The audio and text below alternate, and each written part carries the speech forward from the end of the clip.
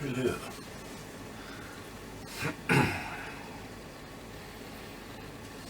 So, here we are. Chapter 11 of the Curatage Ghost. After a couple of hours, everyone began to get really worried. He really should be back by now, said Emily. Even Yaya was worried. Brothers are normally a bit of a pain, but she didn't want hers lost in a smelly medieval passageway. I think we should go and look, she said to Judy. Esme agreed and said she would go upwards while the other two went downwards. Judy noted that she was not included. Well, you are too old, and Grandad is too old and fat, so it's best we do it, said Esme, without much tact. Well, make sure you have your phones, a spare torch, dress up warm, and if you get a signal, ring me regularly, said Judy. I will go and wake up Grandad, as he must know what's going on. On hearing of Luka's absence, Grandad was really worried, his imagination running wild. But of all the things he suspected, not one was what had actually happened. Luka wished he had dressed up warm. He was just in shorts and t-shirt, and he was cold. The walls were damp, and in the silence he could hear dripping. It was a sort of metallic, the noises that caves make. Thinking what to do didn't help. He tried shouting, but the space was so small it echoed back at him unpleasantly. He was trapped and had no phone, and he was going to die. It was not dark, it was black, a complete absence of light. He pulled his knees up to his chest and sobbed. After the girls went down the staircase, the two grandparents worried what to do. Should they call the police? They decided to wait a little longer. After about 15 minutes, Judy's phone rang. It was Emily. They had reached the old post office and seen the collapse, but no Luka. And then, worryingly, the tunnel just ended, and a few yards further on, there was a sort of archway, but it was blocked by a solid slab, and that was it.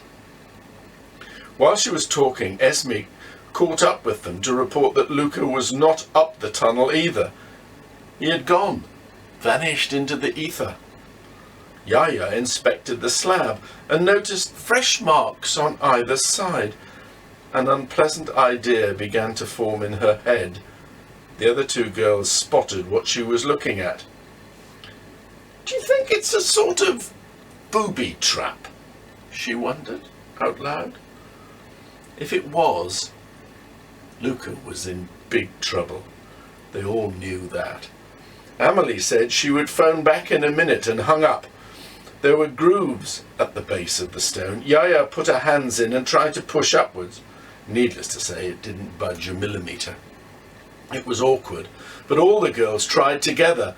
Almost nothing, but perhaps the slightest of movements. They tried again, but it was hopeless. It was a very large stone, like a gravestone, though they all tried to keep that image from their minds.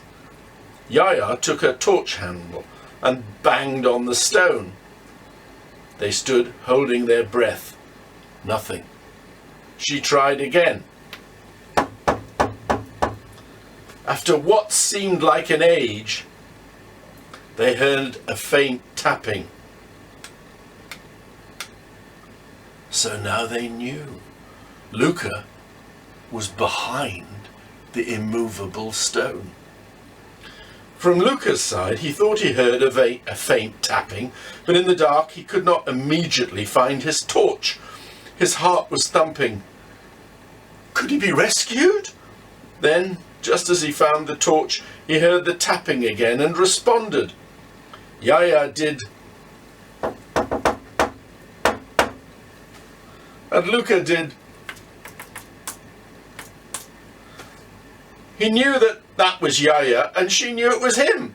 He tried shouting, but heard nothing, which was disappointing. But at least they knew where he was. but for the moment, much good that did him. The girls were distressed. No obvious solution presented itself. All they knew was that Luka was alive, but trapped. "Maybe his air will run out," ventured Esme, less than helpfully. At least so far, Luka had not thought of that one. Emily wondered if they could drill a hole in the stone. Yaya was still wondering if the stone could be lifted. Maybe some big men with jemmies. Emily suggested they all turned their torches off and had a think-in for a minute or so. So, without much thought, they did. The dark was darker than they expected, and the silence more profound. They could hear each other breathing. But was that someone else breathing? Luka? No. It was an older, more altogether spookier breathing. All of them in the pitch black involuntarily looked around. There, in the total blackness, stood Sir Maximilian de la Pole. Well, his ghost anyway. They could not be sure he could see them. He didn't appear to be looking in their direction, and he looked worried and distracted, a sort of frantically obsessed expression. His costume was dramatic and threadbare, a torn shirt, odd tatty, slightly ballooned trousers, socks with holes in and no shoes. His moustache was drooping, his beard unkempt, his hair was uncombed, long and wild. In fact, he looked much worse than when Esme had last caught a glimpse of him. He began staring at the wall a few feet back from the slab. His hands began sliding over the stones. He seemed to find something, but then seemed impotent to do what he wished. Then he was beating the wall with his bare hands in obvious frustration. He turned to scan the space, looking at and through where the girls were standing. Now he looked quizzically, as if trying to be sure anyone was there. "Well, we are here, Mr. Ghost," said Emily, trying to be helpful. He didn't seem to hear her, shook his head in a sort of despairing motion, and disappeared, just like that. "Whew," said Yaya, somewhat involuntarily. "He was trying to tell us something," said Esme. "There's something important in the wall." She shone the beam at where he had been fiddling about. There was nothing obvious from a distance, but as Esme mimicked Sir Max's hand movements, her fingers slipped into a recess, and she could feel a heavy metal chain. "There's a chain! There's a chain! That's what Sir Max was showing us.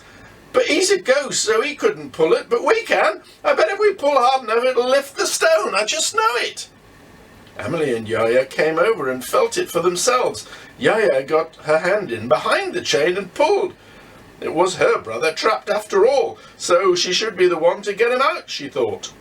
A bit more of the chain came free, enough to allow all three to get some purchase. They started pulling like being on the tug-of-war team at school. There was a creaking, grating sound, like cogs trying to turn, which they were. They pulled harder. Then came the sound of stone scraping on stone. Esme shone her torch on the slab. It had moved.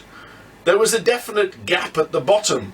A little torch beam shone out, and they could hear Luka shouting, "It's me! I'm in here! Get me out!" Which was precisely what they were trying to do.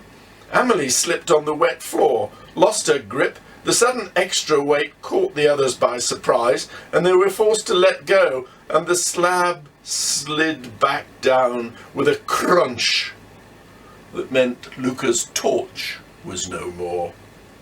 And the girls could not hear the squeal of frustration as Luka banged on the stone door with his fist.